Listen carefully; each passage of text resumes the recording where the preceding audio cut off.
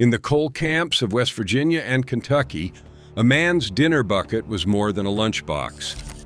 It was the one thing the company let him carry through the gate, and every miner knew it. Beneath the cold biscuits and the coffee, tucked under a false tin bottom, they smuggled the small, quiet tools that company rule forbade them to own. Number 14 on this list could be swung in a crowded street with no witness the wiser. And number 3 grew so common in the coal fields that Baldwin Felt's guards began slitting open every pail they searched.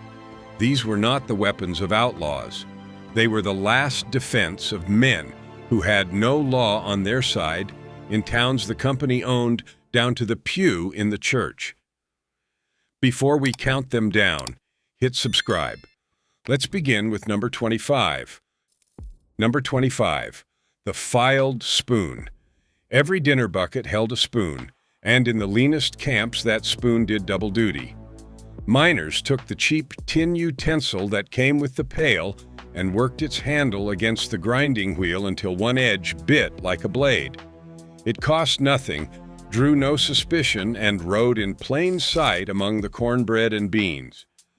A guard could turn the whole bucket over and hand it back, never guessing the spoon he had just held could open a coat or worse. Oral histories from the southern fields remember boys learning the trick from their fathers before they ever swung a pick. It was thrift turned to armor, the humblest object in the camp made ready for a bad night. In a place where a man owned almost nothing, even the spoon in his lunch became something to hide. Number 24, the ice pick. Cheap, thin, and everywhere, the ice pick was the coal field's quietest edge. A camp family kept one for the block of ice that cost a few pennies at the company's store, and no guard could call it a weapon when it hung by the washstand. Slipped point down into the bucket's water well, it vanished.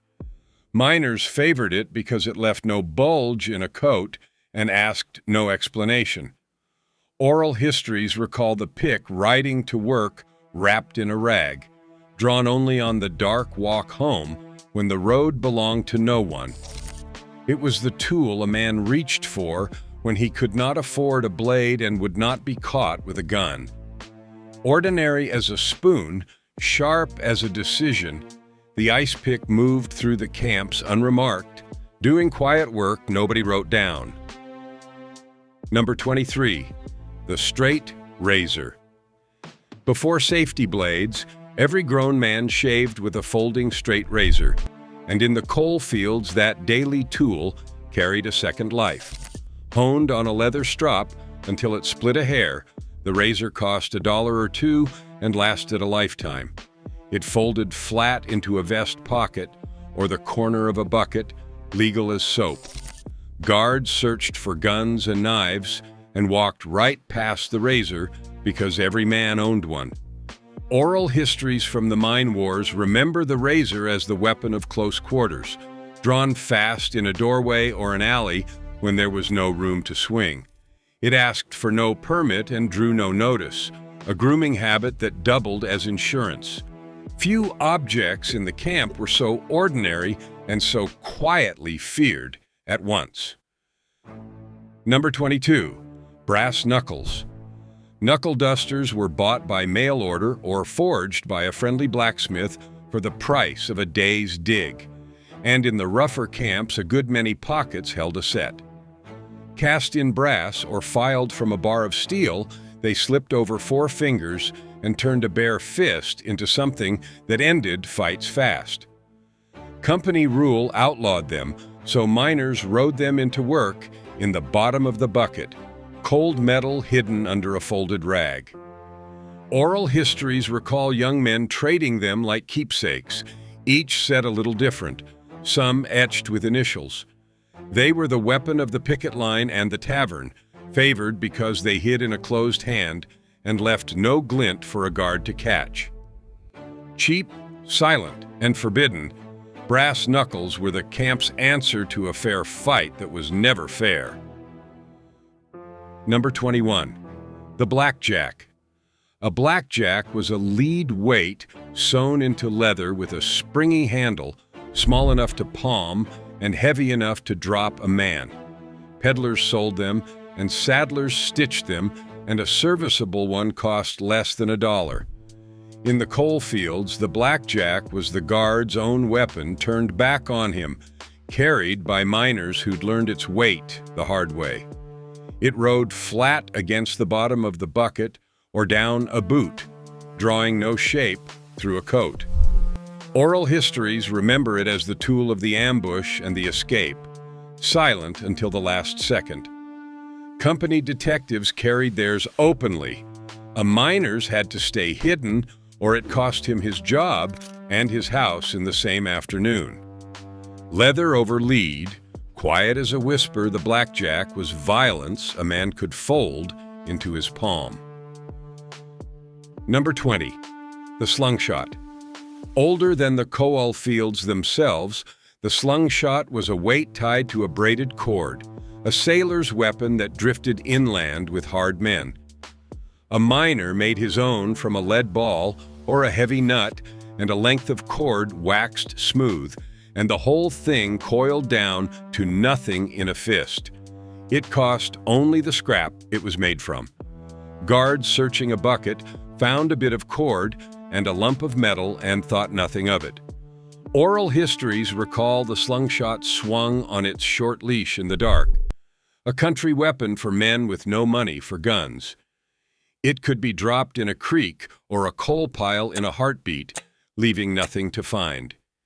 Improvised, deniable, and old as trouble, the slungshot was the poor man's persuasion, coiled and waiting in the bottom of a pail. Number 19. The slapjack. Where the blackjack was round, the slapjack was flat, a wide leather sap with lead sewn into a broad head. Its shape let it hide against the flat bottom of a dinner bucket like a second lining, unseen unless a guard knew to press for it. $1 bought a good one from a mail-order house, and camp leather workers copied them for less. Oral histories from the fields remember the slapjack as the picket line tool, broad enough to be felt through a hat and quiet enough to leave a crowd guessing. Miners liked that it lay flat, that it drew no shape, that it could be tucked and forgotten until the moment came. Forbidden by company rule and cherished for its silence, the slapjack was the blackjack's wider, sneakier cousin, and it rode to work under 1,000 biscuits. Number 18. Sap gloves. Some men skipped the loose weapon and wore theirs. Sap gloves were work gloves with lead shot or a lead pad sewn across the knuckles, and to any guard, they looked like exactly what every miner carried, a beat-up pair of gloves. That was the genius of them. They cost a few dollars or nothing at all if a wife with a needle did the sewing, and they rode into camp on a man's own hands.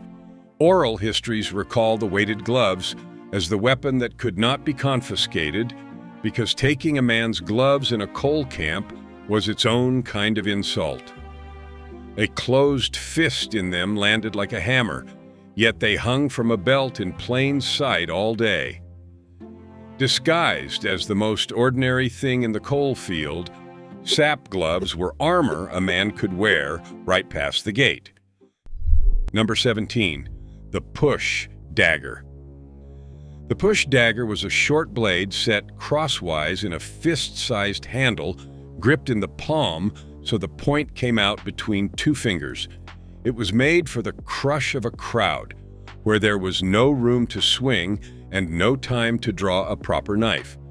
Sold cheap through catalogs and copied by camp smiths, it hid entirely inside a closed hand or the fold of a rag in the bucket.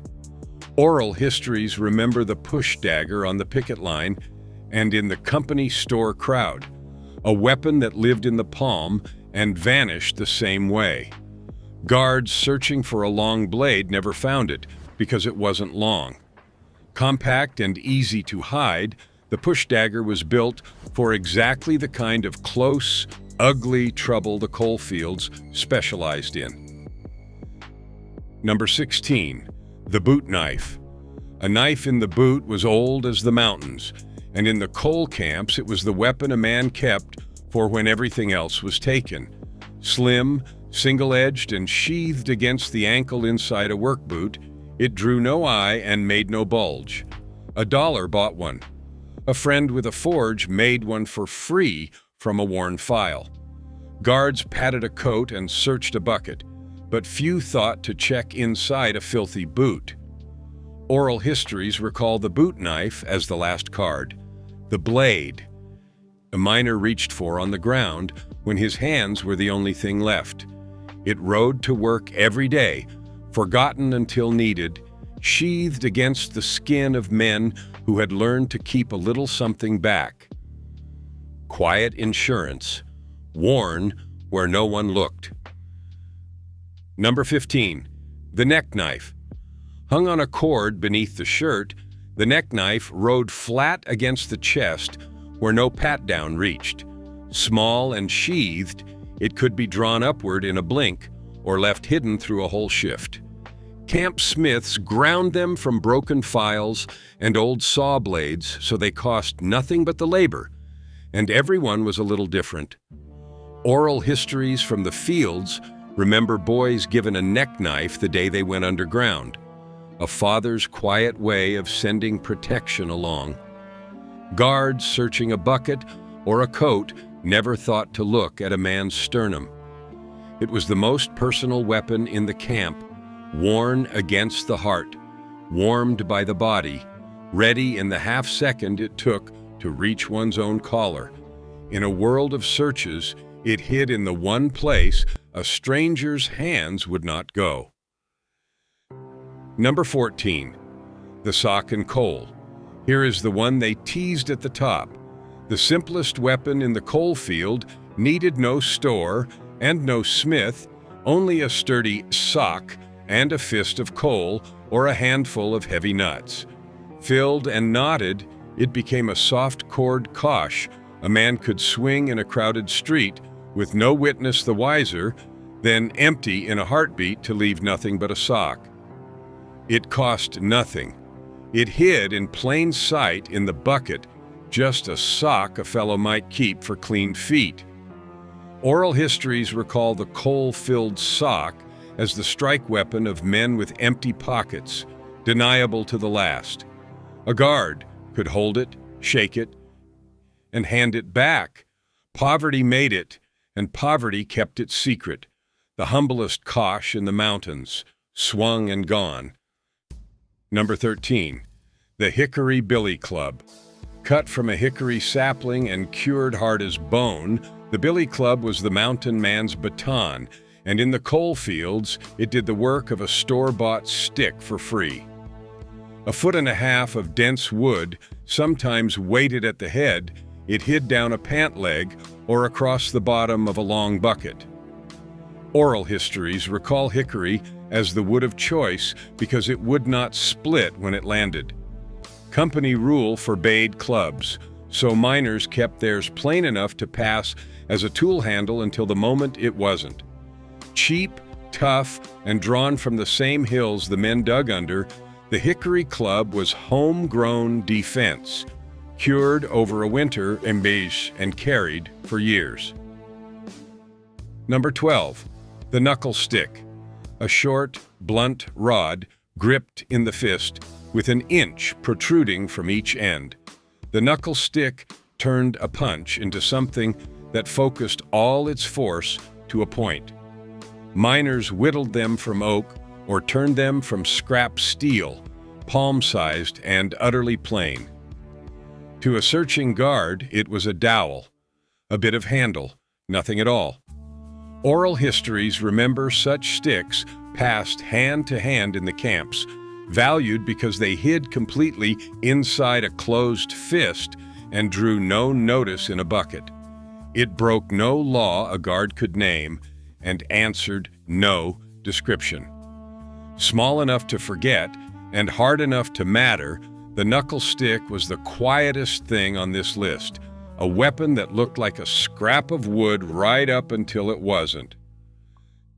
Number 11, the weighted belt buckle. A man's belt was never searched, and the miners knew it. Some carried a heavy cast buckle, oversized and solid, that could be unhitched in a second to swing the whole belt like a flail with a fist of metal at its end. It looked like vanity, a big buckle on a working man, and drew nothing but a glance. A blacksmith cast one for the price of a favor. Oral histories recall the belt and buckle as the weapon a man wore through every gate, impossible to confiscate without stripping him. Worn openly, hidden in plain sight, it was defense disguised as a fashion no one questioned. When the road turned dangerous, the belt came off and the buckle did the talking, and afterward it was just a belt again, cinched back around a working man's waist. Number 10, the tow chain. A short length of chain was the most innocent thing in a mining camp, hauled out daily for mules, wagons, and coal cars. That was exactly why it made such a good weapon. Wrapped around a fist or swung by its end, a 2-foot length of tow chain answered no law and needed no permit. It coiled down into the bottom of a bucket among the tools and rode to work as freely as a lunch. Oral histories from the fields remember the chain as the strike weapon nobody could outlaw because every man had a reason to carry one. Guards searching for contraband handed it back without a thought. Heavy, deniable, and everywhere, the tow chain was the coal field's perfect hidden weapon. A piece of ordinary work that turned dangerous only in the dark, then went back to hauling coal by dawn. Number 9, the padlock and bandana. A padlock secured a man's tools or his shack, and a bandana wiped the coal from his face, and together they made a flail out of two things every miner already owned. Knotted into the corner of a kerchief, the heavy iron lock swung on its cloth like a weight on a rope, then untied in seconds to become a lock and a rag again. It cost whatever the padlock cost, which was little, and hid completely in a bucket or a pocket. Oral histories recall the trick passed among strikers as the weapon that could not be found because there was nothing to find. A guard saw a lock and a bandana and moved on. Improvised from the plainest objects in camp life, the padlock flail was ingenuity born of having nothing, dangerous for a moment and innocent the next. Number 8, the sharpened file. A worn-out file was too dull to shape steel, but perfect to become something else.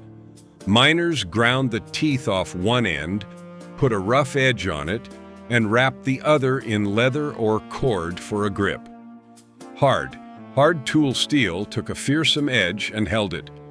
The finished shiv cost nothing, born from a tool the company had already worn out. It rode in the bucket among honest files, indistinguishable until you touched the working end. Oral histories recall these homemade blades as the coal field's own craft, each one shaped over a grinding wheel on a slow evening. A guard's eye slid right over a file. Forged from cast-off steel by men who wasted nothing, the sharpened file was thrift turned dangerous, the same instinct that stretched a supper stretching a broken tool into a blade.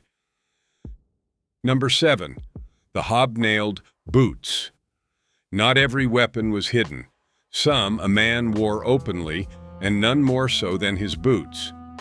Miners drove hobnails and steel toes into heavy leather for grip and for the wet, and those same boots became fearsome on the ground in a brawl.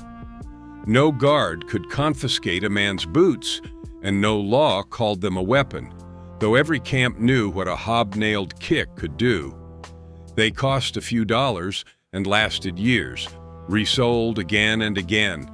Oral histories remember the boots as the weapon a man never had to hide, worn through every gate and every search, honest footwear that doubled as defense. In a place where everything else could be taken, the boots on a miner's feet stayed with him, the plainest gear in the coal field, and in a bad moment, some of the most dangerous. Number 6. The carbide lamp. The brass carbide lamp on a miner's cap was his eyes underground, fed by water dripping onto calcium carbide to make a bright flame. It was also, in a corner, a weapon. A solid fistful of brass. It could be swung by its base or its flame turned outward in the dark. Every man carried one. The company issued them. That made the lamp the one weapon a guard could never take, because taking it meant sending a man blind into the earth. Oral histories recall the lamp as the tool that was always there, never questioned, doing double duty on the walk home. It cost a couple of dollars and rode on the cap or in the bucket every single day. Ordinary as breathing in the coal fields, the carbide lamp lit the way down and now and then cleared the way out. Number 5. The hand hatchet. A small camp hatchet split kindling, drove wedges, and did 100 honest jobs around a coal camp house, which is why no one blinked to see one in a bucket. Compact and cheap, it hid under a folded coat or rode openly as a tool. Oral histories from the mountains remember the hatchet as the weapon that hid behind its own usefulness, forbidden as a weapon, yet welcome as a tool, depending only on how a man explained it. $1 or $2 bought a good head, fitted to a hickory handle a man carved himself. Guards searching for guns and blades passed it as gear.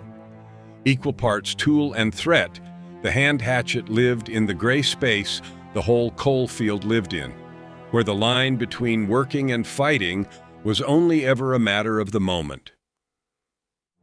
Number 4. The handpick. Number 4 was a man's own trade turned to his defense. The short handpick, the very tool a miner swung at the coal face all day, was iron on a hardwood handle, heavy and pointed. He carried it in and out as a matter of course. The company could hardly forbid the tool it paid him to use. That made the pick the great loophole of the coal fields, a weapon that walked through every gate disguised as labor itself. Oral histories recall the pick raised in more than one camp confrontation, familiar in the hand as a fork at supper. It cost the company, not the man, and rode home on his shoulder every night.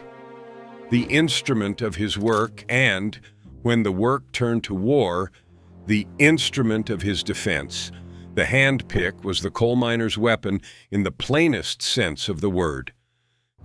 Number 3. The folding jackknife. Here is number 3, the one so common that Baldwin Felt's men began slitting open every bucket they searched. Nearly every miner carried a folding knife, a jackknife, or a big two-blade clasp knife bought for $0.25 at the company store or handed down from a father. It cut twine, whittled handles, peeled an apple at lunch, and folded shut into a pocket or the bottom of a pail. Because everyone had one, no one could be singled out for it, and that ubiquity was its armor. Oral histories from the fields remember the jackknife as the true universal tool of the coal fields. Honest 99 times, and something else the 100th.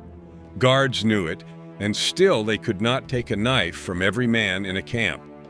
Cheap everywhere and quietly capable, the folding knife was the weapon hidden by sheer number, one in every pocket in the mountains. Number 2. The derringer. Small enough to close a hand around, the derringer was a 1 or 2 shot pistol built to hide, and in the coal fields it hid in the water well of a dinner bucket under a false tin bottom, wrapped against the rattle. A used one cost a few dollars. a fortune for a miner, saved for out of scrip a nickel at a time. It answered the guards' own revolvers at arm's length. Oral histories from the mine wars recall the palm pistol as the great equalizer a poor man could almost afford, carried by those who decided that being caught was better than being defenseless. A guard, slicing a bucket open, was looking for exactly this.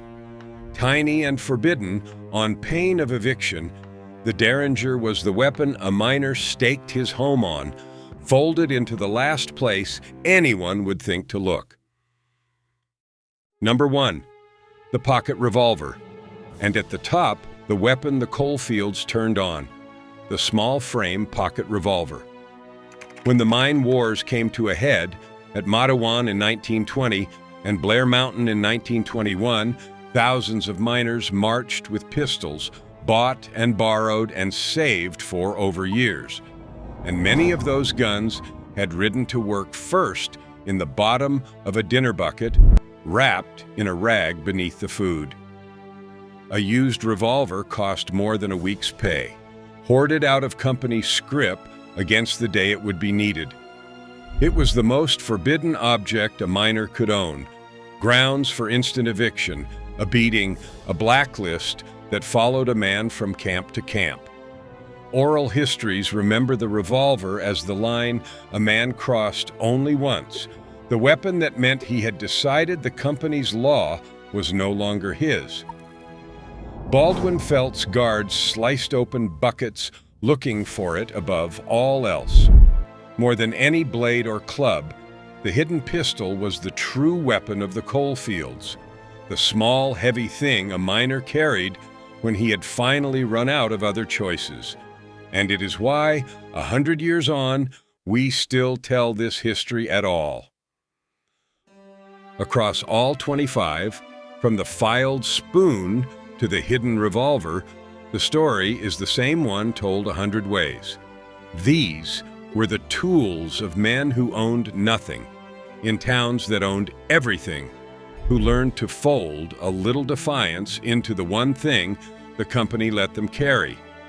Some were bought, most were made, and all of them rode to work under the biscuits and the cold coffee, waiting on a bad night that too often came. Which of these surprised you most? Tell me in the comments, and if this history means something to you, subscribe so the next one finds you too.